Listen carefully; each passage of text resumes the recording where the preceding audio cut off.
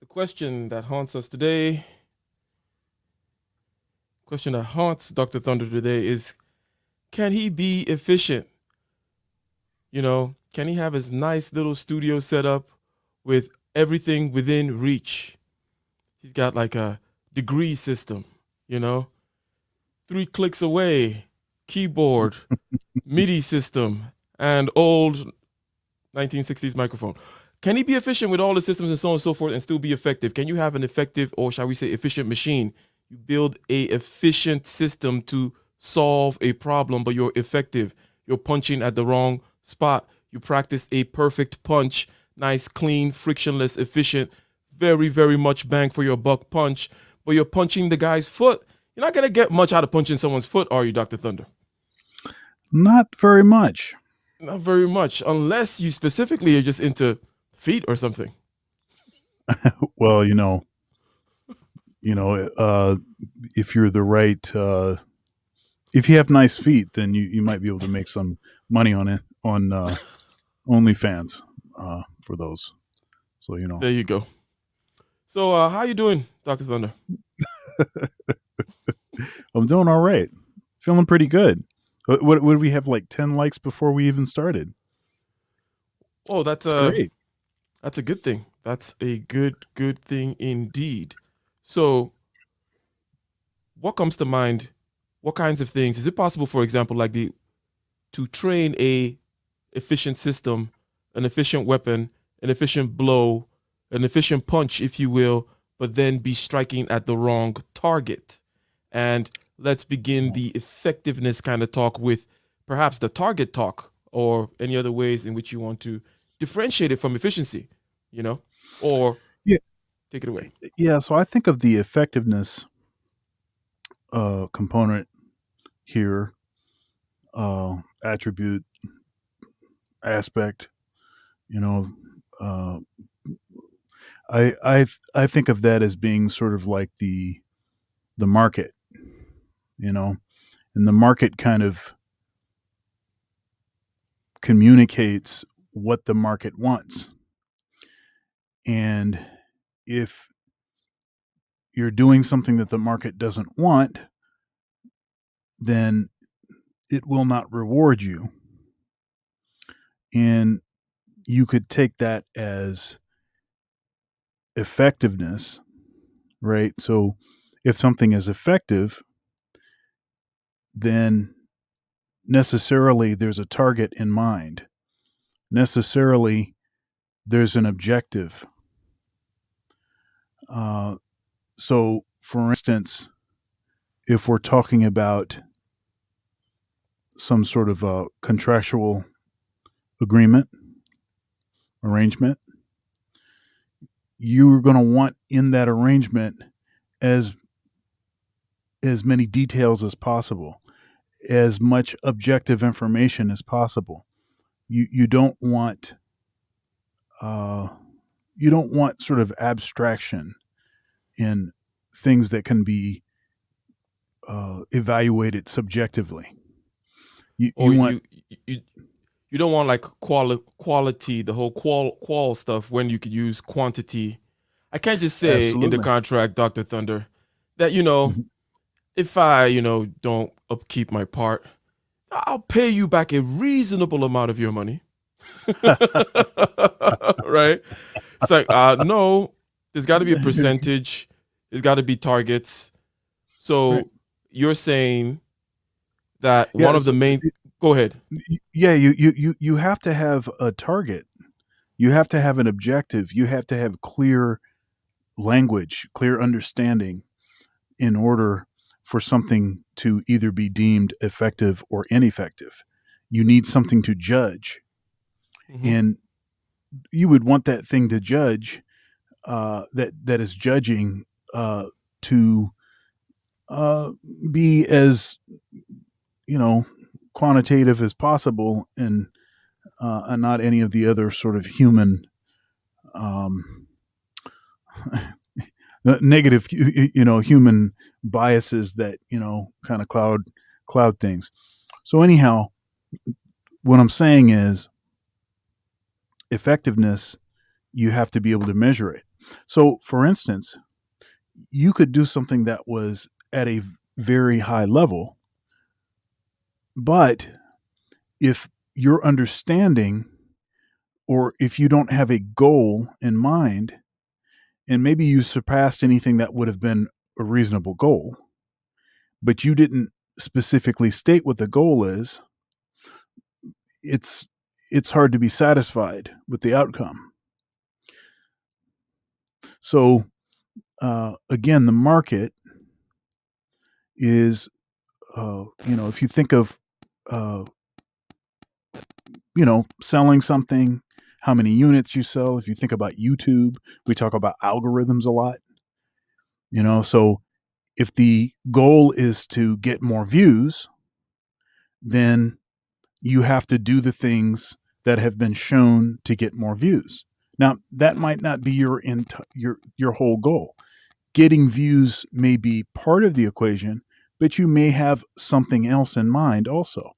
Well, I don't want to have to, talk on certain topics, or I would like to be able to, do this the way that I want to do it, free from the sort of pressure of, maybe certain pop topics that I don't care to talk about very much anyway. And so then, okay, then you can put that in there. But effectiveness, in order for something to be effective, you have to have a way to judge. Hmm.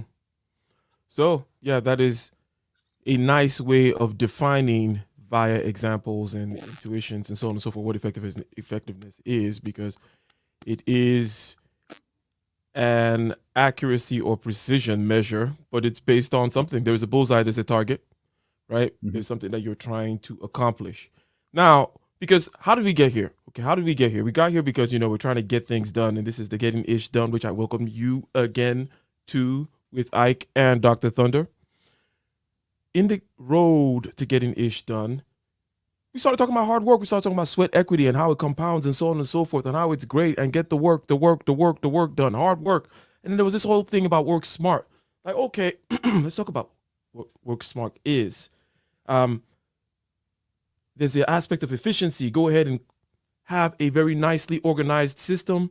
Have a as much output for the input that you put in, the most bang for your buck. In other words, no friction, no heat loss, no energy loss, no wasted movement, no random changes of direction, so on and so forth, right?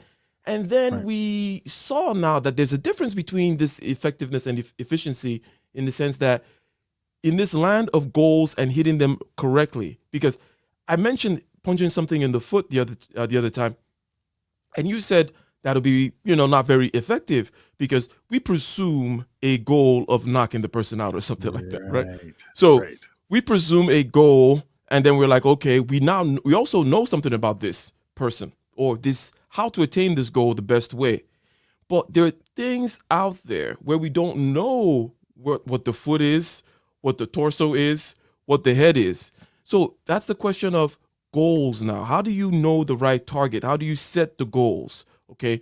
There are two levels here in terms of people not being able to do it, and then also not even knowing the right thing in terms of the absence of the knowledge. You have never tackled this beast before. It's the Kraken. Is it in its chest, right? You've never started this business before. You've never taken this particular venture before. What exactly are the right objectives and the goals that I should be throwing my punches at? How do I learn? How do I reiterate all that stuff, if you will? Yeah. Yeah. Yeah. Um, so you were talking about, you know, is smart work hard work? Mhm, Yeah, it is hard work. mhm, But it has a target, right? It has a very specific target. mhm. So possibly the smart is tied to the effective, right? Okay, So so the smart part is in the effective part. Okay. right. If you're smart about it, then you still want to work as hard, but you want to go further with the same effort. Hmm. And the only way to even decide on if you're actually going further is having some uh, quantitative, you know, having some goals that so if I'm saying, okay, so I'm going down the street here, and I've gone further down the street, but maybe that wasn't the goal. Maybe that's not really effective. Maybe I doubled my effort because I was only supposed to go halfway down, and then I was supposed to turn left. you know so instead of maybe the pipe that I'm building underground, or extending underground, or replacing underground, now I've gone past what the target was. Hmm. So you have to have, again, you have to have these objectives, and that seems to me, uh, being very clear about what those objectives are is part of the smart thing. Okay. So if it is part of the smart thing, and then it is necessary to be ineffective, you don't want to go train your efficient punch and then you punching someone on the foot. You don't want to be attacking the market in the Hmm. wrong place. Um, Right. I asked now, I said, what about that particular beast you have not attacked before? How do you know the right targets? I presume learning is going to come into place. Iteration, perhaps time is going to Yeah. be of the essence. But could you describe to us how one goes about this process of learning and reiterating that will be necessary in a changing landscape, right? Yeah. So okay. So part of that would be, again, studying the market, studying others that are doing things that are similar. Um, Maybe someone has attacked you know the beast, their sibling, the beast's sibling, has been vanquished effectively, and so go and have that conversation, or learn from how they were able to you know conquer the Why sibling. do you think people don't? Because there's something interesting here about the learning, right? Okay, Yeah. someone gave a speech once and was saying that, oh, I introduced this person and I told them that I told the crowd, I told the audience that this guy was able to conquer the beast, right? Whatever that was. Let's just put it that way, right? He did this, Mm. this, and this in this short period of time, blah, blah, blah. And he mentioned that people went and, and talked to the guy afterwards in the conference and so on and so forth. And, but none of them asked him exactly how he did it. In other words, this idea of you're saying someone has conquered the beast before, someone has, I don't know, 100x to their income in 6 months and, started, whatever it is, sold an app to Google for $1 billion, whatever it may be, right? And Hmm. but people don't want to ask this question because I'm thinking that it exposing something meta here underneath, which is why people don't want to set goals, why perhaps they view as opaque, as inaccessible to them, the process of learning and reiterating, which you're kind of getting into, right? So exposed by this first method, which is kind of like exposure and so on and so forth, right? So how do you go about? Because I remember in one of our episodes we got down to the nitty gritty of like, go get this app and find your local politicians in this app. Oh, right, How right. does one go about, right, getting that exposure to the kinds of people that you're talking about? Okay, let's say I want to be a great saxophone player. I want to start a band. There are people who have done it before. How do I begin to kind of soak myself in this with this knowledge and put myself in these particular situations so I can absorb things? Can you Uh, explain so, how? Yeah. there's a sort of academic method that you could use. Hmm. So certain institutions are in they have been accredited to bestow upon those they deem worthy. They deem worthy by uh, the individual being bestowed upon having, you know, taken a number of classes and gotten a certain GPA, and um, after having taken the prerequisites of taking all of the classes in a particular degree program, and then finished a degree, and then maybe they decided they were going to finish another one and another one because they wanted to actually teach in the institution. So one way that you can do this is you can locate one of those individuals that has done all of this prior studying and has been accredited, has been deemed by an institution full of other folks with the same credentials. And you can start there. You can say, okay, well, what do the experts say? Mm-hmm.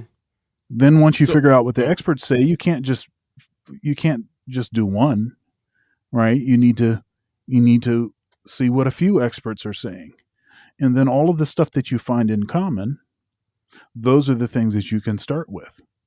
So okay. if in common, so you were talking about saxophone players, Mhm. if we're talking about jazz in particular, then everyone is going to say Charlie Parker. Everyone is going to say Charlie Parker. Now, you could look at that and say, but I don't want to be the same as everyone else. Okay. Okay. Um, now, we could dive deeper into that, but the point here is the fact that everyone is saying Charlie Parker is of significance. No one is telling you that you need to try to sound like Charlie Parker, or that should be your end goal.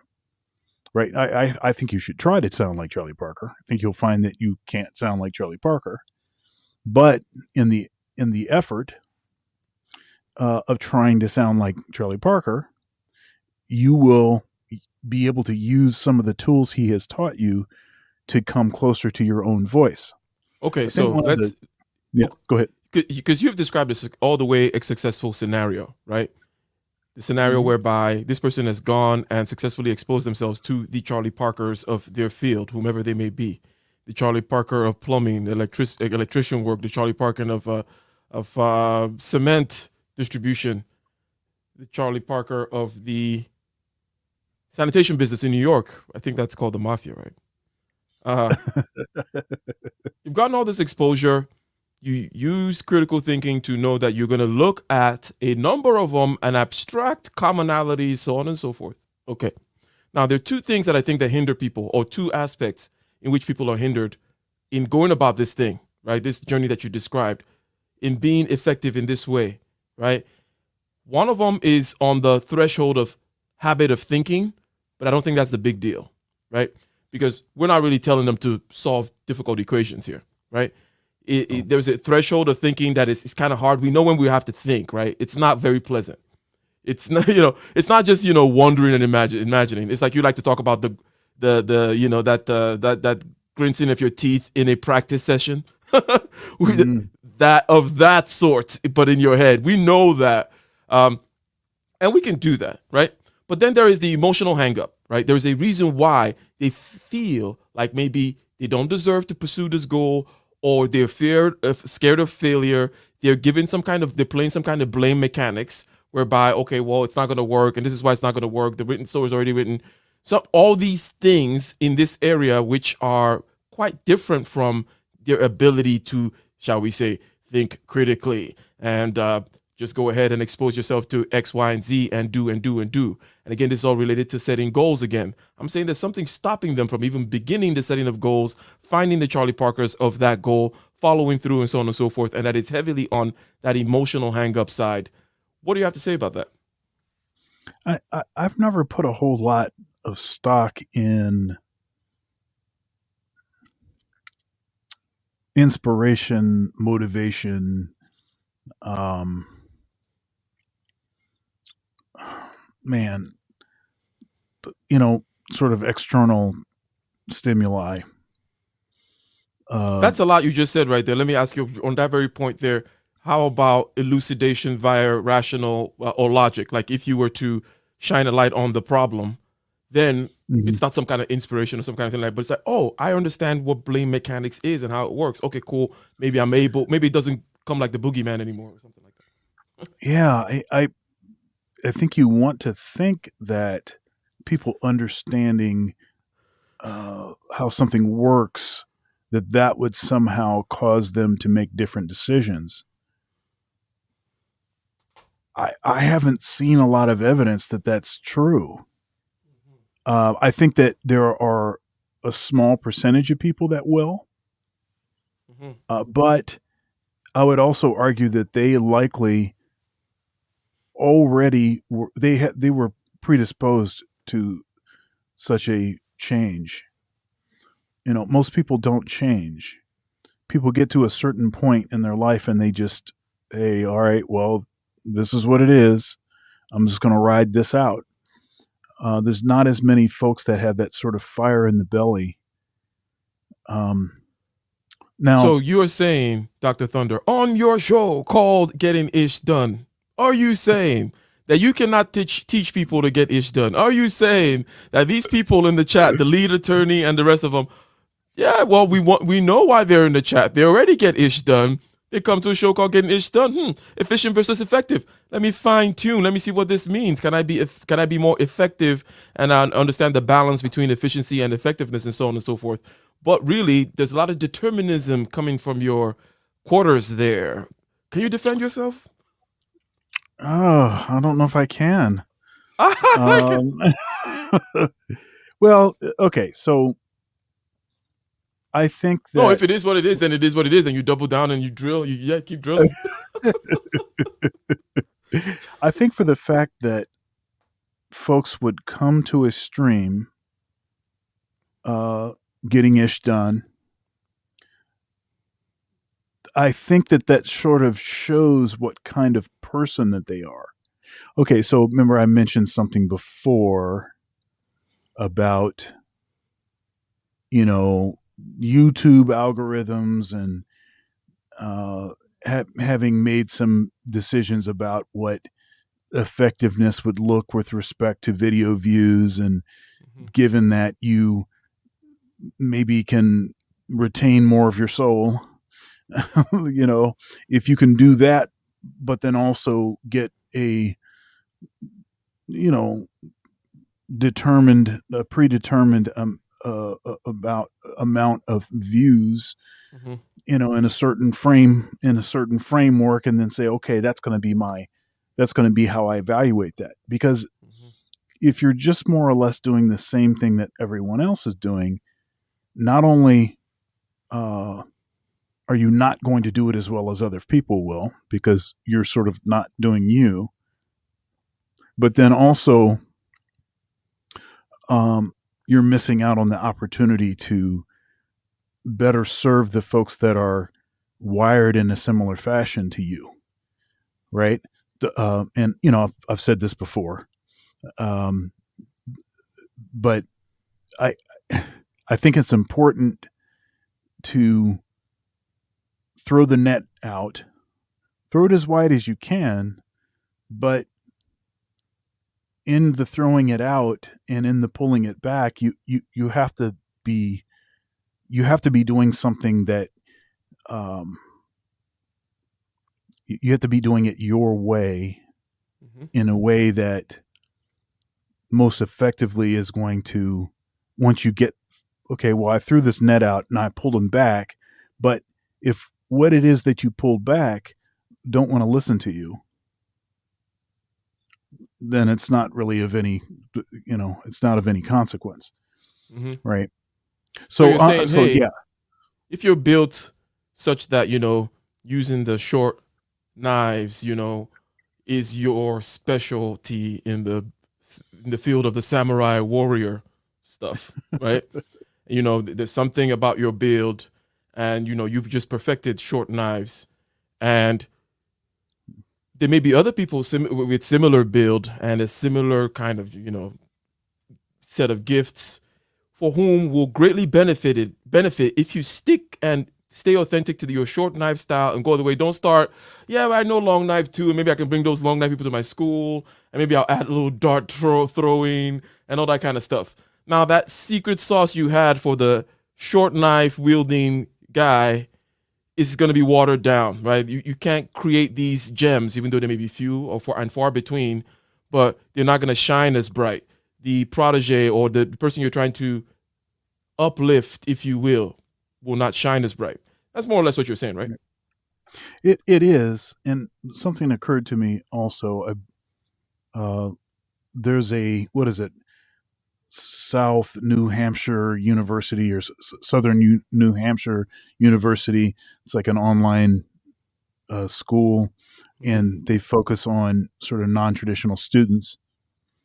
And so they were sort of in the in the commercial, in the ad, they were sort of it was like it was a graduation ceremony, and Mm-hmm. the speaker, he stood up and he says, um, uh, God gives gifts. What did he say?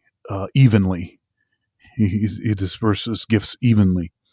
Now, what he was trying to do is he was trying to make an argument that if you haven't achieved to a certain level, then the issue is access. The issue is, it's one of these kind of, hogwash arguments that folks in the manosphere detest, tend to detest. But he starts out by saying something that is also false. There's no even distribution of gifting. That is not true. It's absolutely false. Now, does everyone get something? Okay, I'll go with that. But Mm-hmm. we know that some folks get a lot more than others. Mm-hmm. So, in the spirit of getting ish done, I have to say that the amount that you get does not determine how far you will go. You still have to do something. There's the you component, right? So you may have all kinds of natural ability, but the natural ability will not it will not do anything for you unless you team up with it. I mean, you have to put the effort in. You have to seek people out, right, that know how to do the thing better than you. You're still stuck with that same issue. I like it. Team up with your natural ability. Shout out to Red Sings the Blues. Talk 100% podcast game. Yeah, the podcast game and the algorithm, so on and so forth. Maybe we should bring Red to talk about that one of these days when it comes to getting ish done. And ladies Sure. and gentlemen, go ahead and subscribe to his channel. Thank you very much. Always very supportive out here, dropping the $5 super chats. Much appreciated. So My man. we are in this you aspect, as you called it, sir. The you aspect. And we got here by me asking questions about, well, how does this person go about making these goals, knowing these things? You said, okay, well, there's people who have done similar things, go ahead and get them. And I was then trying to ascertain, how could you teach somebody to go about doing this, get over the threshold, the threshold of blame mechanics. I cannot do it. I can't kill my whatever, right? Can't kill the fear, whatever it may be. And you said, okay, well, let's not worry about that. Those people are good. It's going to be a self-selecting group. Okay, fine.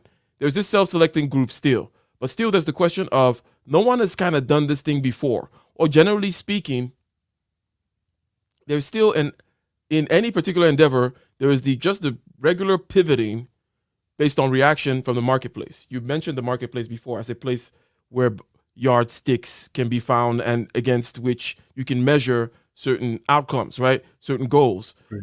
But the market may tell you to change certain things. How do you learn? How do you, again, know that you're supposed to punch the particular beast in the nose? That's the perfect spot.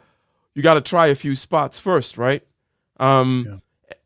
there are certain things that block us there too. Something like the sunk cost fallacy, right? Which Mm. basically says, um, since you've already invested something into, I've invested time, sweat, money into course A, I start thinking and feeling that I should follow it through. Even though in the middle of it, it's shown to me that course A is kind of foolhardy, but it's like I've already invested into this direction. Um, Chasing good money after bad, I believe they call it, throwing good money after bad, that kind of a thing, doubling down, not wanting to change, becoming a Toys R Us, for example, and saying, oh, but it's about the kids in the store and the neighborhood and not changing, right? Um, is The that something that blockbuster approach. the blockbuster approach? I mean, did you want to add anything to that? Yeah, you know, so you've heard me say that I'm a planner, Is this something of but your students face, by the way, in terms of not wanting to change? If you can add that to it, go ahead. yeah, yeah, and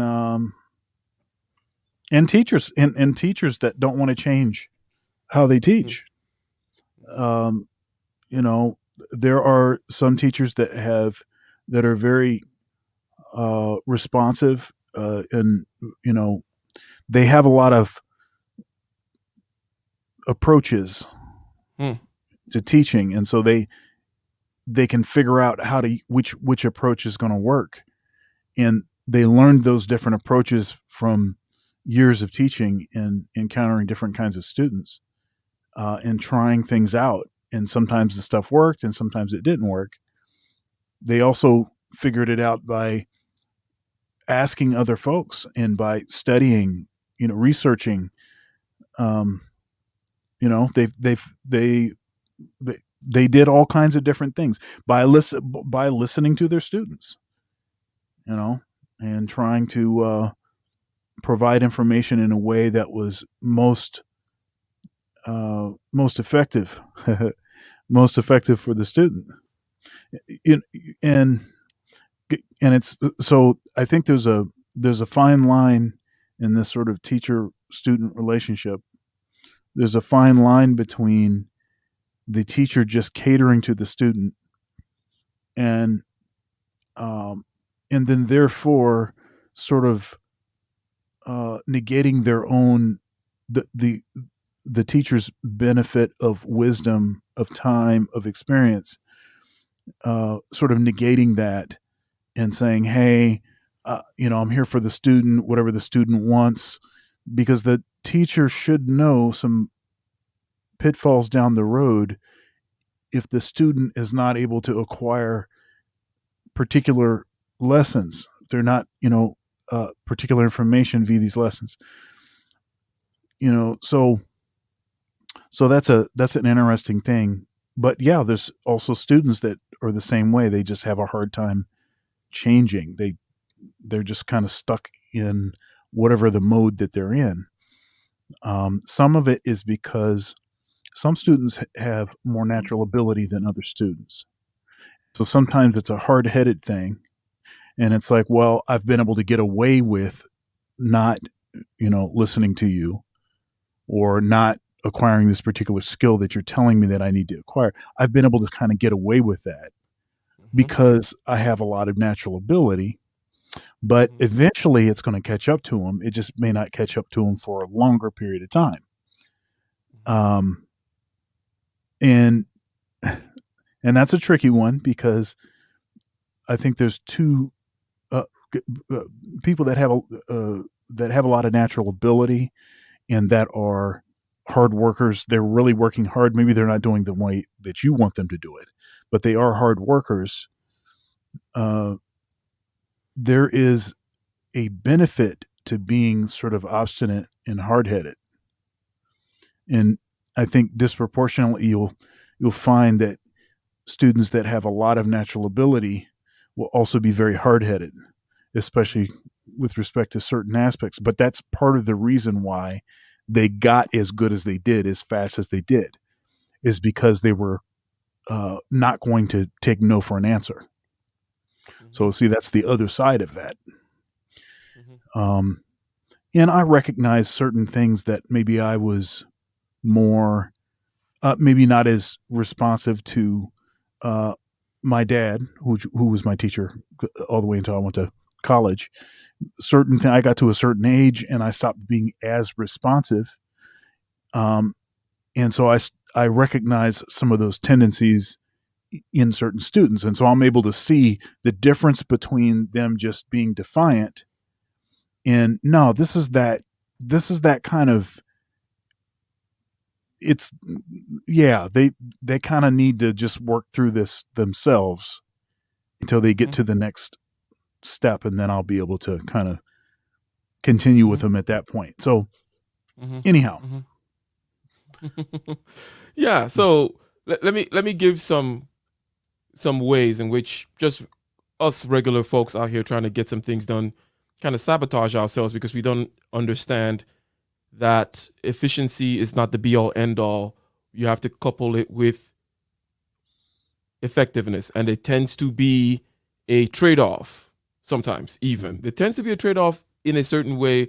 Let's say if it is more versatile, I mean, it's more effective in the long run to be versatile. You got to trade off some efficiency because you're going to need to learn this other thing and learn this other thing and learn this other thing. There's a kind of energy loss there, this changing of directions. You're going to last longer, but you're going to lose efficiency. But there's something else that people tend to do. Okay, it's, I think I call it, let's say, the DIY urge, but it manifests itself in different ways. The, oh, I'm going to spend weeks researching the lowest price. Oh, I'm going to go coupon clipping. Oh, I can do this myself. Oh, I can just borrow my cousin's truck, go get the mulch from my uncle's free mulch dumping site, drive it over here, and if I just picked up two guys from Home Depot, then we can save the 300. And it's like, what people fail to understand when they're doing that is they're looking for local efficiency because this is a place where there's actually these two things are clashing. In other words, it is efficient for you to find the cheapest price. Right? Okay, yeah. Yeah. By the rules of efficiency, more bang for your buck, right? More, if you can skate away. But the thing is this: people tend to forget time, and it's like the time, because it compounds. Remember, we started this whole thing with, or this particular section of the conversation with sweat equity, right? One of the things we concluded in that conversation is that sweat equity compounds like any other kind of equity in terms of it's an investment, it is capital, it compounds. The work that you did 8 years ago is huge regarding the elevation, the lift, the reputation, and so on and so forth that you have right now, right? So the further in the past this particular investment is, right, the more garners interest and so on and so forth. The same thing with your sweat equity in terms of the labor that you put in.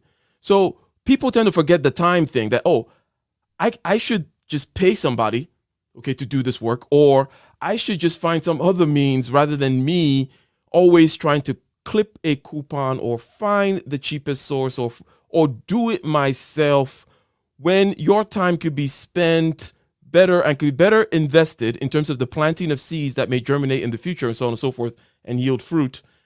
You are wasting thousands of dollars worth of time to save $300 on a truck and some transportation of some stuff. You spent like a week researching and 3 days moving that stuff around. Yeah, I talk to my wife about this frequently.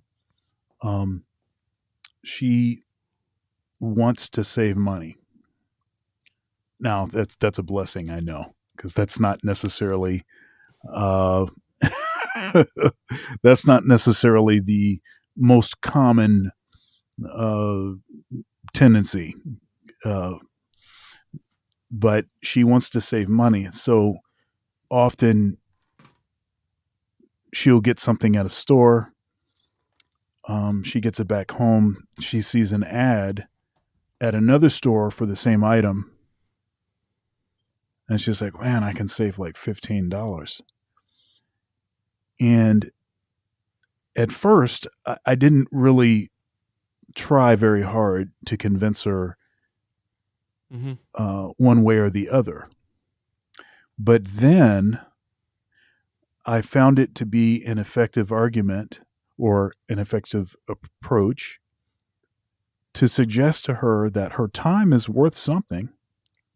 Your time is not invaluable. So consider the additional labor involved in making this exchange, and you'll know if the $15 is worth it or not.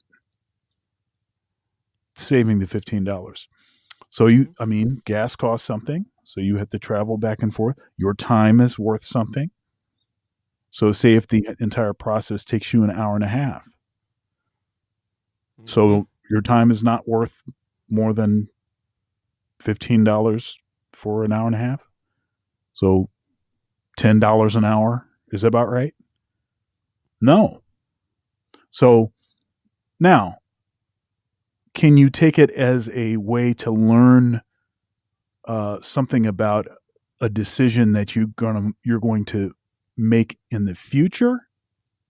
Yeah, you can say, okay, in the future, I know that this other store tends to have certain kinds of ads on certain kinds of items. I'm going to wait a little bit longer Mhm. Mhm. to get that item, right? Mhm. So then Yeah. you can end up, saving the money plus Mhm. saving the time. Yeah. So beyond the mental calculation, there is an urge. Some people have it, and some people are free of it. You're probably free of the urge to want to, like, I can't pay a penny over I could get it over there. We could have gone on that other exit. We could have gone this other way. We could have gone to the next town and saved 5% on this couch. And it's like, tomorrow's not guaranteed. Life is going on. Your That's right. time, okay, That's the right. extra hour to take a detour to go there and then the extra hour back. 2 hours of your time is worth a lot more than $150, right? Absolutely. And especially, No question. but presumably, therefore, you're doing something with your time. And then, if you don't mind, please, reading the super chat. Let's acknowledge the super chat before we move on, sir. Yes. Brandon Phillips with the big $50 super chat. He says, great topic. Thank Mm, you, sir. thank you very much. So, there is the urge, all right, that people want to pounce. I noticed that it is not just, there are two types of people who do this thing. They're the people who, when I say types, I don't really mean, I do literally mean that in terms of they use people who prefer to use a certain kind of cognition, which is very rational, logical, A plus B, blah, blah, blah. It's like, well, but it doesn't make sense for me to pay this when I could, like, it irks something inside them. Okay. However, the people who tend to want to, they look at things broader, like, oh, what's going to work? What's going to work for me in terms of this, my tumbling, cascading way of juggling balls, throwing it into the future, and so on and so forth. You realize that it doesn't matter. I'll pay the extra right now. It because I'm doing something with my time. Number one, because if you just pay people to do stuff and you're just sitting on your butt, not doing anything with the time saved, then obviously this is not the Then the time in that case, because still your time is still valuable. Look, sitting on your butt by the pool time, if that's the time you're saving, hey, right? It's worth it, right? But Right. when it comes to getting ish done, you can get thousands more on that particular hour in about a year from now. That even if you save that $150 and put it in some kind of special interest account, whatever, it's not going to be $1,000 in a year. But things you could do with the time right now, rather than coupon clip, DIY, I gotta find the best deal, and all those kinds of urges tend to kill people because they don't understand this again, that the time you spend today, in a certain sense, okay, don't come for me, people who like, the rationalists out there. I'm going to say something which is not true, but your time today is worth more than your time tomorrow. I'm using a money analogy, a resource analogy, a compounding framework, right? Such that, hey, that little time I spent 5 years ago, I'm not. It has built a giant, a wall that I'm now standing on top of, saying, "Hey, I have 5 years of experience of this stuff," because it's been compounding and accumulating and so on and so forth. So that's a lot to put on the table there. But just this general idea of going around, messing up the whole time aspect of effectiveness, time spent now, future money versus today's money, and opportunity cost. I know you already talked about it before, but last words on that, if you will. Yeah, it was occurring to me, uh, you know, the ego, and this would be a negative way that the ego could be involved. Sometimes you just really want, uh, you want to be able to claim every aspect of something. Mm, Okay, like take credit for it. Like mhm, I did all of this myself. mhm, Nobody helped me. Nobody touched this. This is all me. And I understand that. And I think that in the beginning of particular endeavors, mhm, it may be valuable for you to understand and know how to operate in every level of your business. mhm, It makes you better at selecting others to help you and in evaluating their work, right? So even if it's just those benefits, then that's positive. But once you get to a certain level with things, if you're still carrying that I have to do everything myself baggage along with you, mhm, that bag eventually is going to become too heavy to carry. But mm, you may not be aware of it. I talk frequently about so I did and you can find it on my YouTube channel. It's called The Power of Yes: Developing Skills for a Career in the Music Industry. Now, uh, many of the skills that I present, most of the skills that I present, um, and the whole concept of the power of yes, mhm, um, the whole idea there is a very uh, universal principle, right? I There were some clips in my presentation of the Jim Carrey movie Yes Man,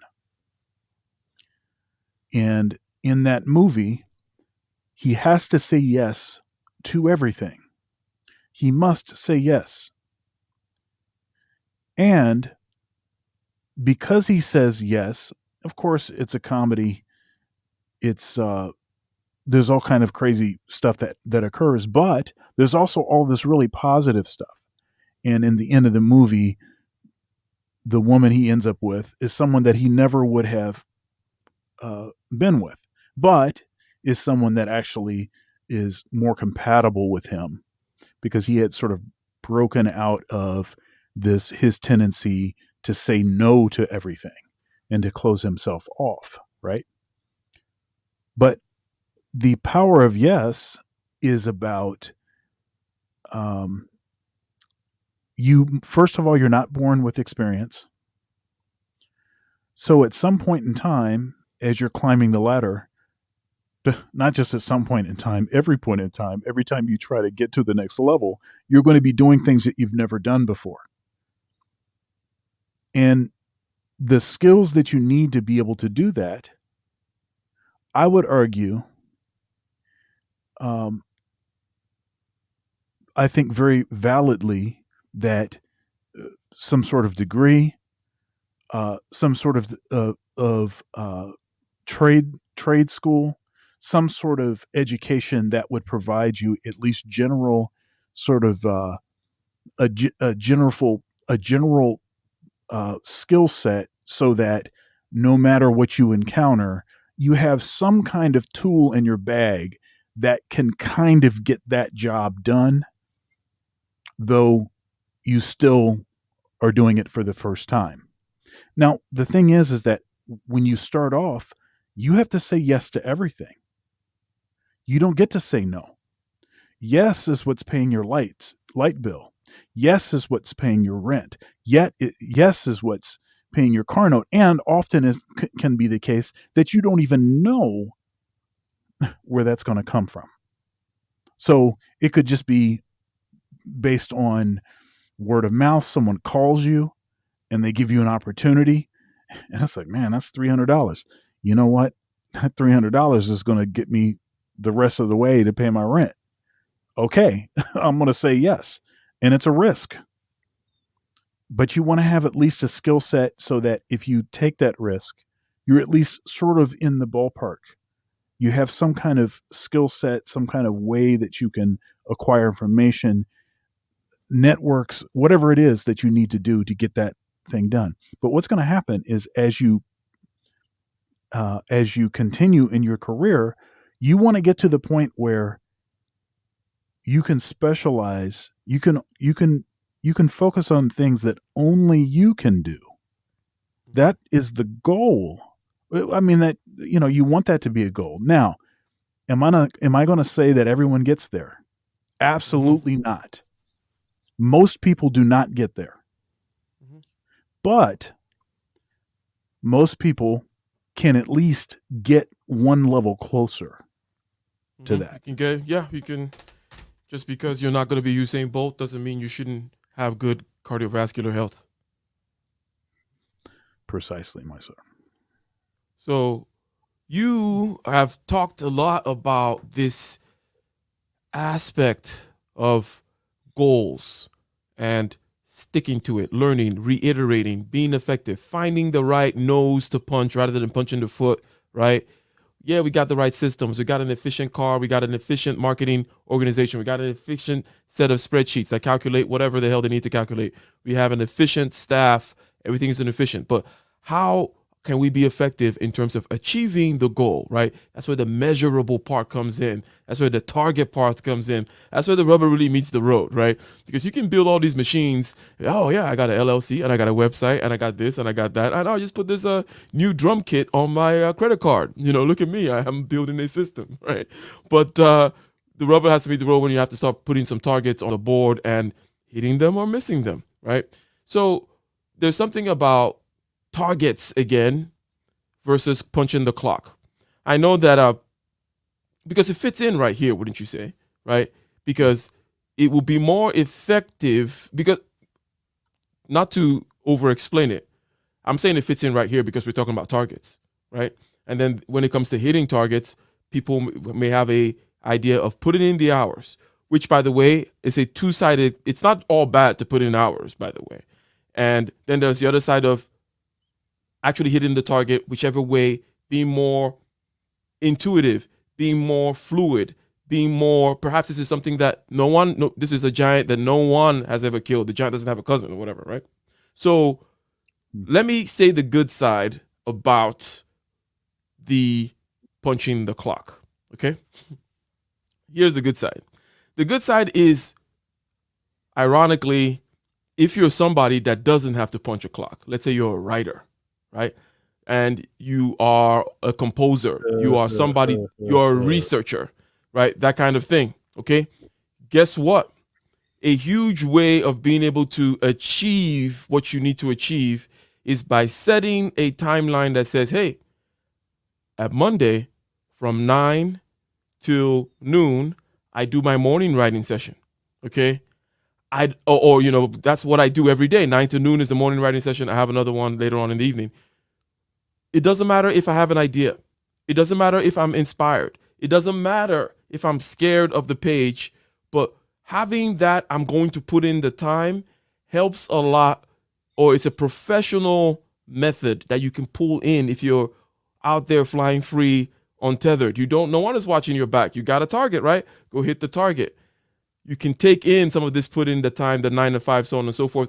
In this particular way, you will find the muse eventually. You will find, you'll get over the writer's block because you want to be ready, the whole thing about, opportunity meeting, preparation, blah, blah, blah, right? So that's the good side of the 9 to 5. You can talk about not the 9 to 5, of the punching the clock, putting in the hours, the formality versus just finding the most innovative and whichever way works to hit the target. If I have to just lay in my bathtub for weeks and then eureka, right? I got it. That's another way.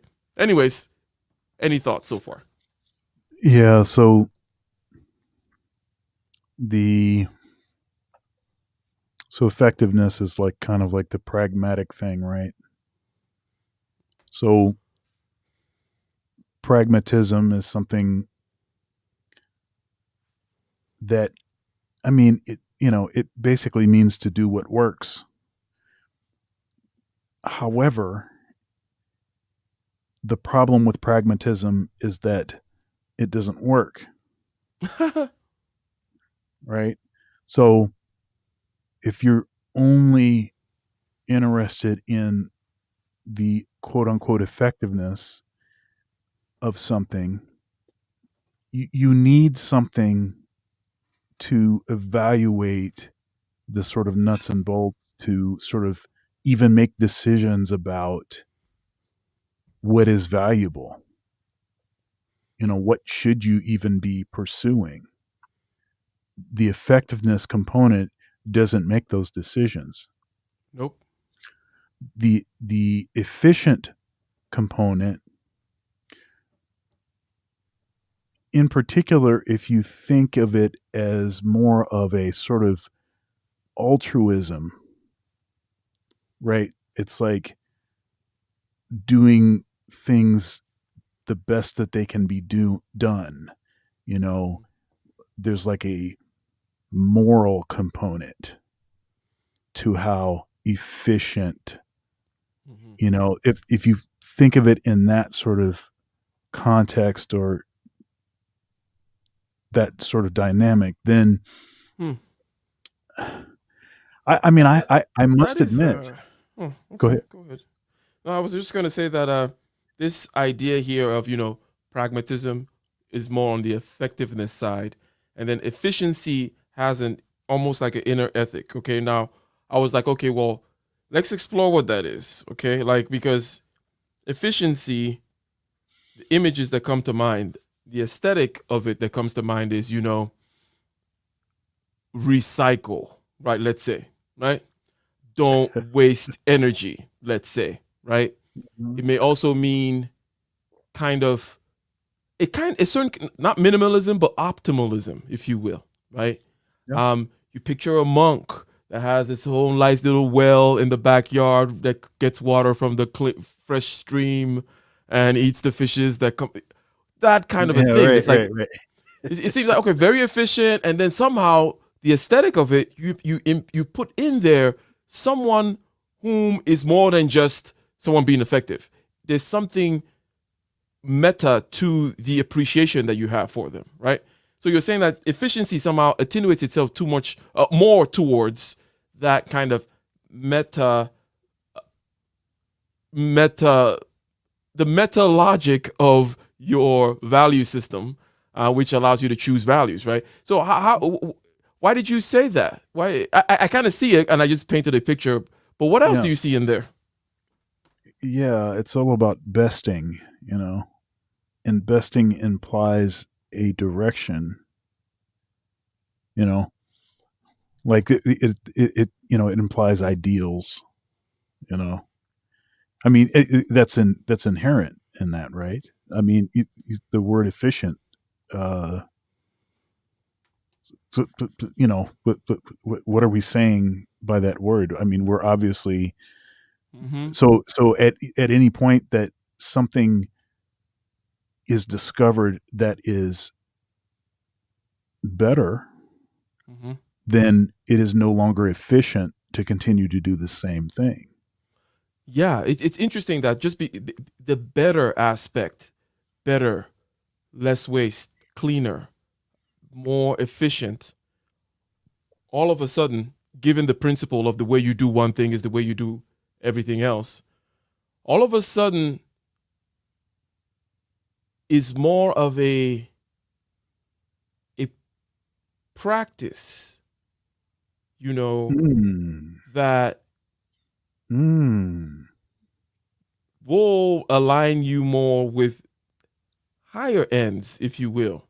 Like that efficiency, if you look at it everywhere, because with efficiency comes a certain kind of harmony, right? Energy cannot be created nor destroyed. What we try to do is very efficiently transfer from one to the other without losing a bunch of it. That's basically what all engines and systems are trying to do. Oh, here's this energy, let me take it and change it into the other without spilling a bunch through heat, through noise, and so on and so forth, and all these kinds of inefficiencies. So it seems like there is a certain kind of harmony implied, and harmony speaks of higher order ideals, if you will, than Mm. just effectiveness. Is that a fair rephrasing of? Are we Yeah, grokking and something? yes. Um, let's talk about pedagogy. Okay. So, pedagogy is in the same sort of climb. It's in this sort of same climb trajectory, right? It's moving upward. What we may have thought was a good approach to teaching a particular concept, because of the practice of teaching and the improving pedagogy, it takes less time to impart similar skills than it once did. And there's no place where this is more obvious, apparent, than in music. So, I mean, you see all of these child prodigies. It's like a dime a dozen. And virtually all of the musicians, the average level of technical facility on their instrument is skyrocketed. It's skyrocketed because the pedagogy has improved. Because what is considered to be good, what would be efficient in the past, is no longer efficient by modern standards. And then, therefore, when exposing younger musicians, younger students, to the same to the new information, while also giving them access to more information,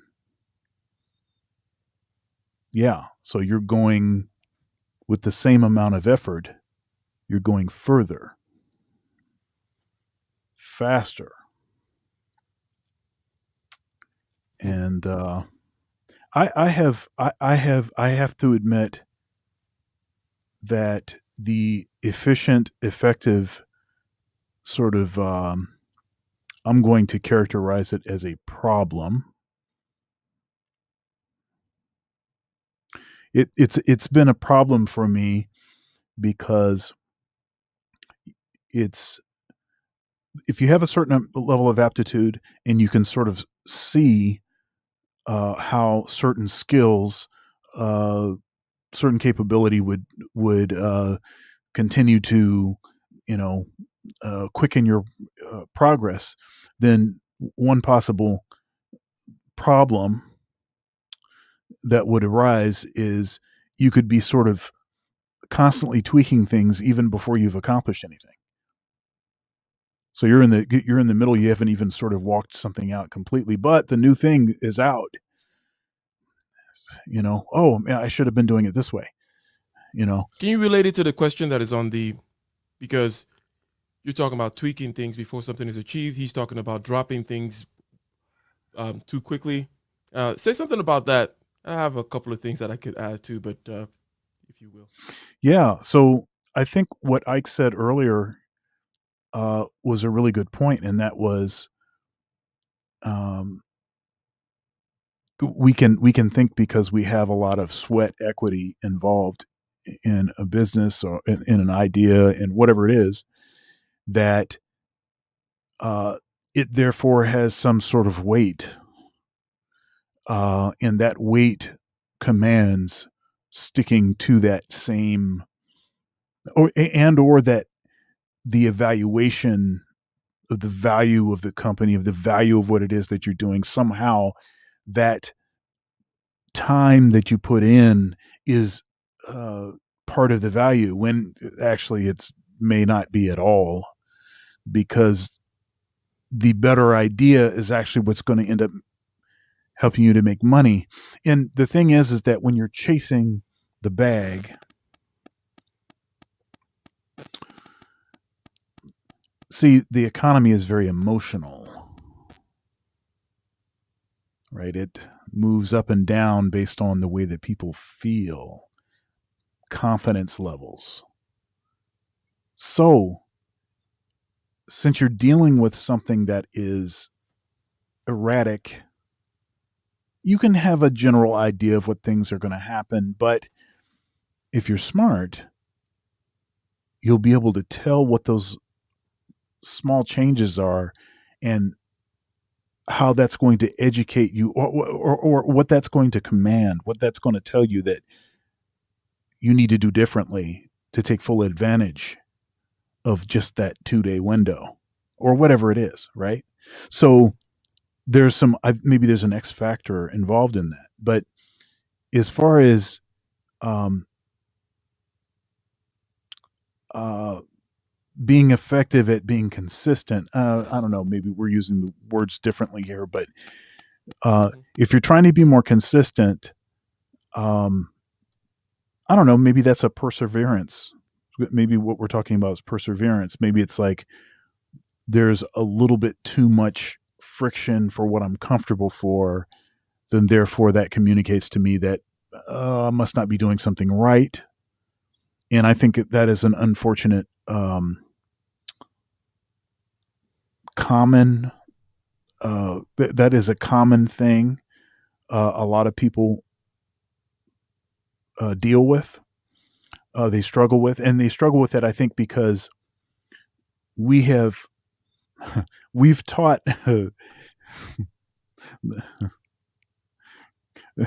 we we have taught folks that um, everyone's a snowflake, everyone's an individual, and there's going to be some ideal situation for you, and everybody has the same amount. Everybody has been given equally talents, and like this example I used earlier, which we know is false, and that we live in some sort of fair world where everyone can make the same amount of effort and everyone ends up with the same amount of money. And that's just not the way that it works. Certainly doesn't work in music. Certainly does not work that way. Um, you Hmm. just have to you just have to keep the hustle on, and you have to love it with a level of commitment that is unbreakable, truly Okay. unbreakable. Not the unbreakable like for better for worse, but then when for worse comes, it causes you to reevaluate every aspect of every decision that you've made up to that point. But rather, for better, for worse, like the only reason for me to need to say for better or for worse is for worse. Hmm. It's not for better. So when you find yourself in the for worse scenario, that's why you said it in the first place. Guess what? It's covered. Okay. So let me add to that. Right. What am I adding to? I'm adding to the commitment factor, the sticking to it factor. In that whole thing, the vows that you mentioned, there's also something else, which is accountability by using the social group, if you will, by group accountability, right? So those vows are made in public, right? So the idea of doing that stuff in front of a whole bunch of people does affect the seriousness, the solemnity, but also the accountability aspect, because you're going to want to uphold a contract that perhaps you signed. But all that is an analogy, definitely. The whole vows thing. But the part of the analogy that I want to point out to is basically using the social sphere as a way of kind of pulling you along. You mentioned snowflake. I was like, okay, snowflake, snowboard, water skating. Well, hitch yourself to a boat that'll take you. It is something that I tend to say, whether it be the market or it be a partner, so on and so forth. If you had a partner Yeah. in that business, now this is not easy to find, right? I'm fine. We're talking about someone that perhaps is even more committed than you in terms of their commitment. Their finishing potential is better than yours, because again, there's some people who start stuff, and there's some people who find it hard to start, but they finish all the time. The idea that you can do anything by yourself is also foolhardy. Therefore, the fact that I'm saying either use the marketplace, use a social system, use a partnership kind of system, go out there in the market and allow the market to hold you responsible is the basic idea here. Anything to add to that aspect? You brought up the good analogy of the commitment, but the commitment is made in front of other people and so on and so forth, and before God, all that stuff basically That's saying right. holding you accountable, right? Let me, um, the power of culture. See,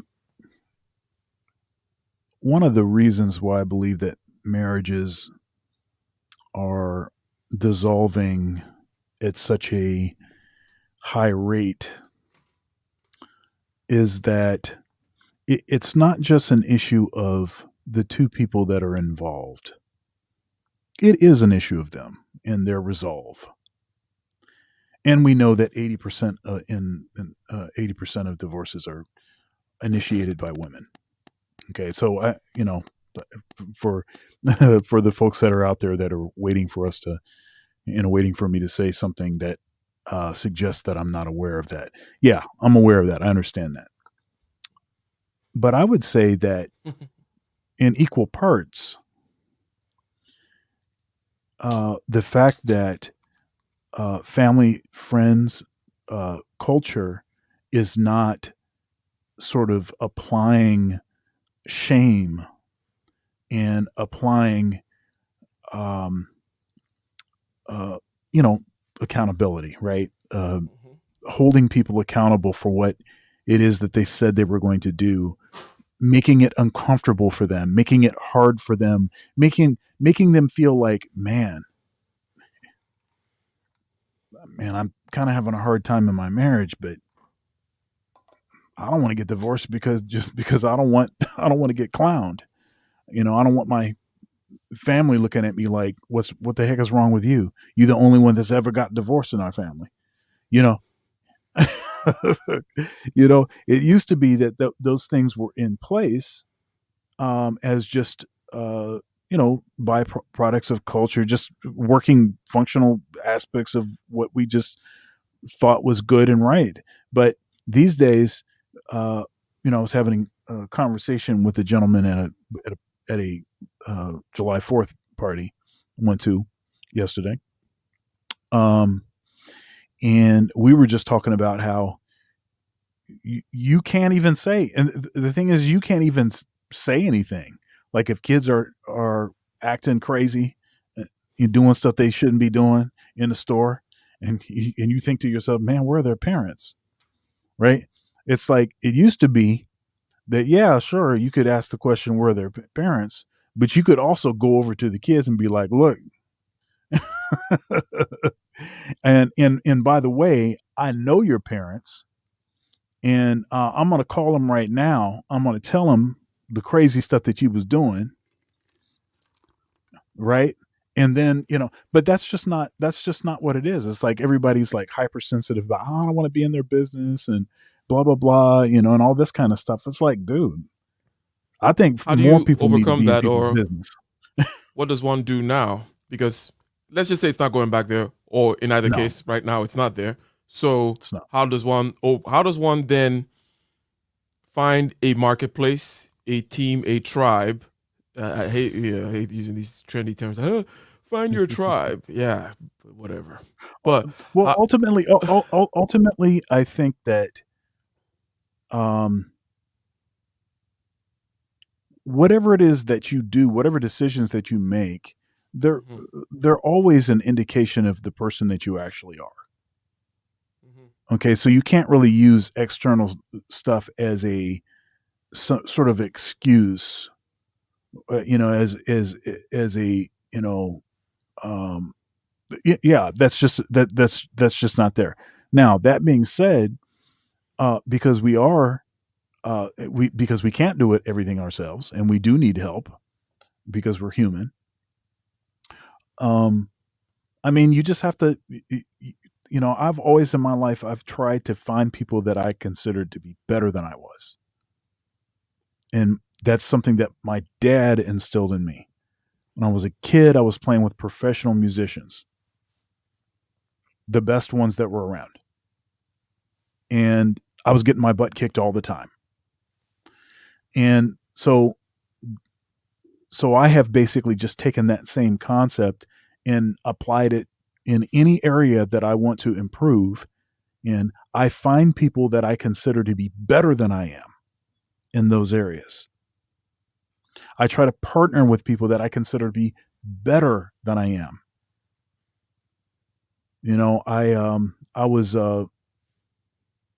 bodybuilding at weight training with, you know, Mr. Michigan, you know, Mr. Michigan. He won the, open bodybuilding competition, years ago. He was my bodybuilding train. He was the guy I trained with. He was way better than I was. I train with guys that are stronger than I am. Because I'm trying to climb that mountain, right? So part of it is by you have to be okay with being uncomfortable, and you have to constantly be looking for people that they're just better than you are. And you know what? That's another one of those things these days that people they don't want to say that. Oh, nobody's better than me. I'm just as good. Hey, girl, you just as good as anybody else. You deserve anybody. All of that stuff. No, I'm fine with saying you're better than I am, or such and such a person is better than I am, and that's because I have quantitative, objective goals in mind when I mhm. am evaluating matters of effectiveness to balance or to go along with the sort of inherent uh, ethic, that's within the whole efficient Mhm. concept. So the fact that if you are top dog in a room, you're in the wrong room, that is something that is well known. People should not Yeah, that's act as facts. though this was new per se. It is old news. You always want to be surrounding yourself because this is the second time that it has come up. The first time it came up was in trying to answer the question of how to find the right goals or how to be able to find the right nose of the dragon to punch. In other words, you're training efficient punches. How do you know the right place to punch? You go and find people who have done it before, and now it has come back again in the sense of the importance of the environment, pulling you forward or holding you back, right, is absolutely key. And the term "it takes a village" is often just kind of bastardized and used to be a nanny of whichever. It always turns out that you want to be the village. Apparently, you want to. It's like, hey, it takes a village. So let me tell you, I'm the village. I'm the village master. I'm the village elder. I'm gonna now tell you how it's gonna be. So Right. this idea that it takes a village, in other words, in able to help you pull forward, you go back to this finding of those people. Okay, so which is absolutely correct. The one I always say is go expose your idea to somebody quickly in terms of the user kind. If your business is of any use, right? Then let's say it's a YouTube channel. Even if let's just say it's an endeavor of that sort. Maybe you're just doing it because those are the kinds of things that people tend to drop, right? And it may form a pattern of dropped projects as well. But let's just take something not so useful. It's not your 9 to 5. It's not gonna. You're not planning on it paying anything per se. You know, it's a YouTube channel you just started yesterday. Okay, so what would be the equivalent of getting into the marketplace? I have viewers. I only get 50 views in my YouTube channel for the past month. What am I gonna do, right? So what you do in that case is you find something local, someone around you, as in your family, your uncle, your aunt, your niece, whomever, right? That might be into, or friend or whatever, might be into what you do, right? Maybe you talk about tools on your YouTube channel. Like, hey, here's my new, you send it to them every day in a WhatsApp group, in a Instagram group, whatever it may be, some kind of group, right? Where you're sending, you're sharing this information to them, and that will be a more of a audience that you can feel the direct response from, and that can hold you accountable, because chances are next week they may ask you where's the next one, or that group conversation does not look quite right with you not having uploaded your week's video or shared it this week.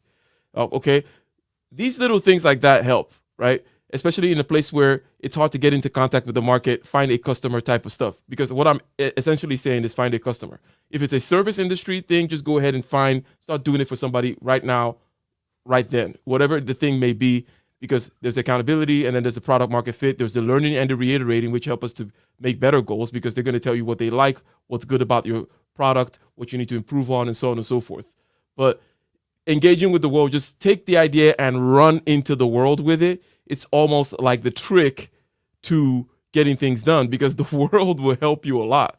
It's like crowd surfing, right? That's right. You just, if you get it, you just run in there and they'll help keep the flame alive, and there's kind of going to be a reinforcing thing going on there. But any other words on that, sir? You know, you're talking about being able to share an idea with someone that is, in particular, folks that are better than you are, more established, maybe have a network established of folks that could be, valuable. Whatever. And I'll give you. So the first thing about that is that implies that there are people that are willing to serve in that capacity. Okay, and so that's one thing that I have heard a lot of young men express dissatisfaction with, as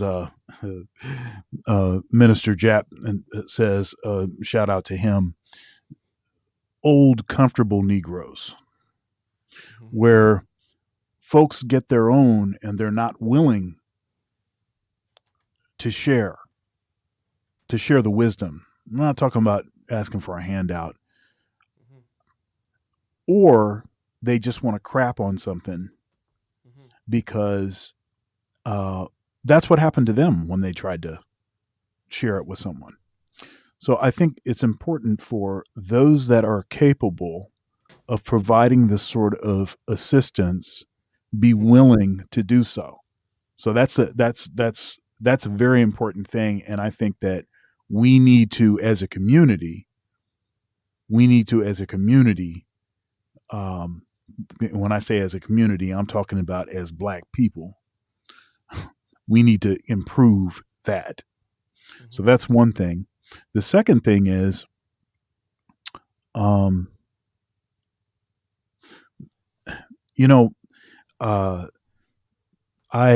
interviewed O'Shea Duke Jackson on my channel, and actually, Ike hooked me up with O'Shea. Okay, so that's one thing. So Ike was willing to serve in that capacity to connect me to someone. Okay, a lot of folks won't do that. Okay, so that's one thing. Another thing is, I've done a few collaborations with O'Shea. When I interviewed him on my channel, After the interview was over, uh, he asked me to enable the share screen thing. I interviewed him on a Zoom platform, and he actually showed me his analytics for his YouTube channel. Okay, and he showed me his analytics, and now he wasn't doing this as a brag. He was doing this as uh, to serve as like a motivation, like an inspiration thing. Like, hey, man, this is something that, if you just get X, Y, and Z together, this is the kind of way that this stuff can develop for you. And he was trying to give me some game, some inside scoop on some things. Also, even before the interview, he made a couple suggestions in an email thread to me. It was just a couple tweaks about the way that I was doing my interviews, the way that I was promoting them. And I did exactly what he said. Mm-hmm. I didn't argue with him. I didn't say, well, I know that's what worked for you, but that's not really my thing. It's not really my, because I got to do it all myself, and all of the ideas need to originate from me. It's got to be my approach. I didn't say any of that. I said, I didn't even tell him anything. I just started doing the stuff that he said. Mm-hmm. So understand that there's two. So then there's the two sides of that whole thing. One is you have to be willing. You have to have people that are willing to serve in the capacity of giving out the information, of sharing the wisdom, so to speak.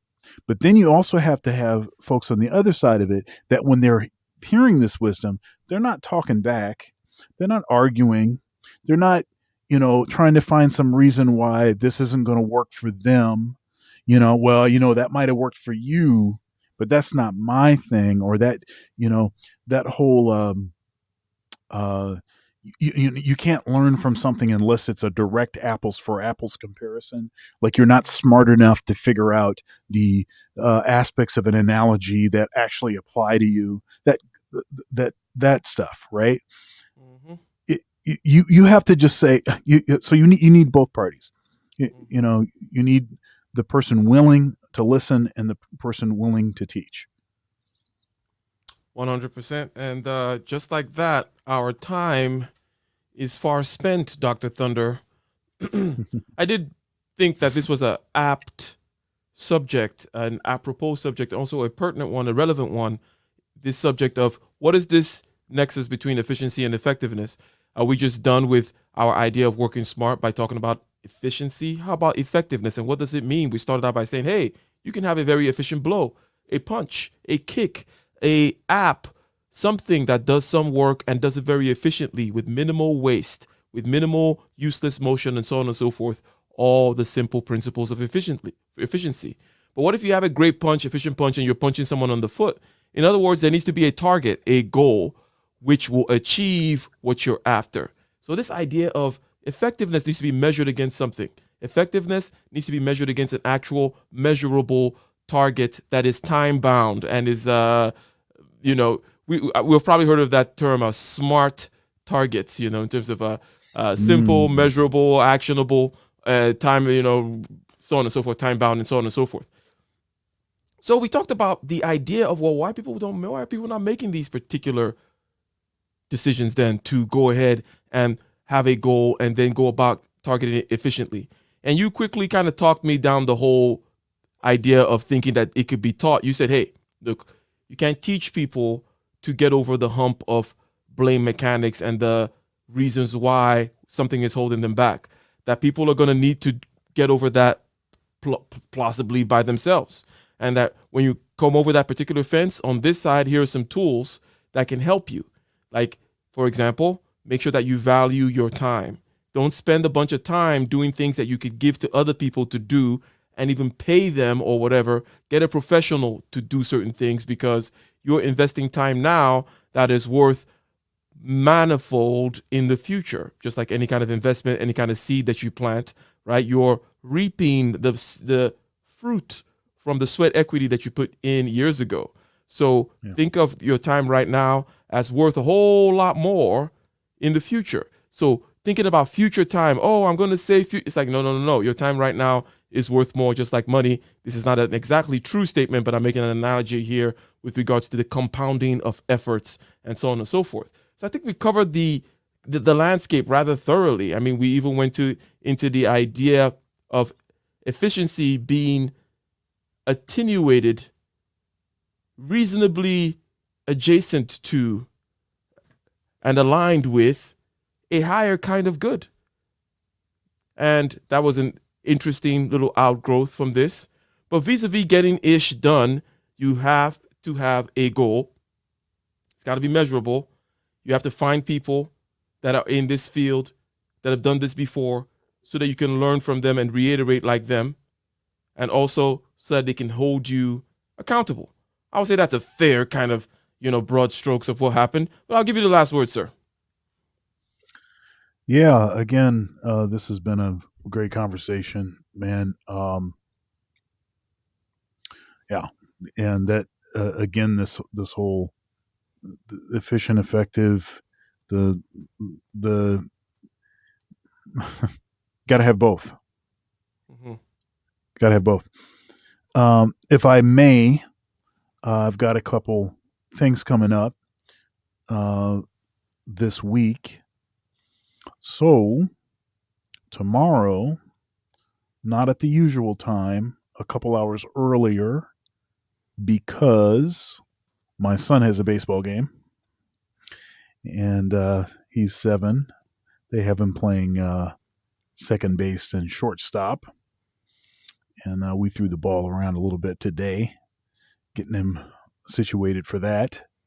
But because of that game, I have moved up my Thunder's Thoughts live stream with Dr. Doug to 2:15 p.m. Eastern Standard Time instead of the usual 4:15. So it will be at 2:15, and we are discussing an important topic uh, dealing with um, a primary aspect of existence, and that is, was Adam the first simp? That is the topic. And so we're going to get into a lot of really interesting stuff with that. And then on Thursday, it's second Thursday again. So my band, Dr. Thunder Quartet, will be performing live at the Blue Note Jazz Cafe. And that is live streamed on YouTube, Facebook, Twitter, and Twitch. And so that's 7 to 9 p.m. Eastern Standard Time this coming Thursday. So, appreciate folks coming and checking it out. If you can't come to the club, then, certainly the live stream is what's happening. So those are a couple of things that are happening. And of course, Ike and I will be back together on next Tuesday, getting ish done. Every Tuesday, got your girl outside, she got the club going up. Ladies and gentlemen, until next time, we are gone. Remember, be efficient, but don't forget the effective.